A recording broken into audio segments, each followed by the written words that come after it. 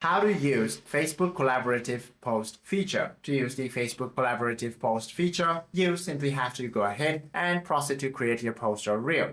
Go ahead and launch the Facebook application first of all, then tap on the camera icon or switch to the tab option or the reel tab. You can also tap on this plus icon on the top right corner. Once this drop-down menu opens up, go ahead and tap the reel. Now tap on the camera icon to start recording or simply select any media from your gallery. Once you're done, all you have to do is go ahead and then tap on this next option. Once you do this, you simply have to go ahead and within this posting page, you should be able to find tag people option. Go ahead and tap on this. From here, select your specific collaborator.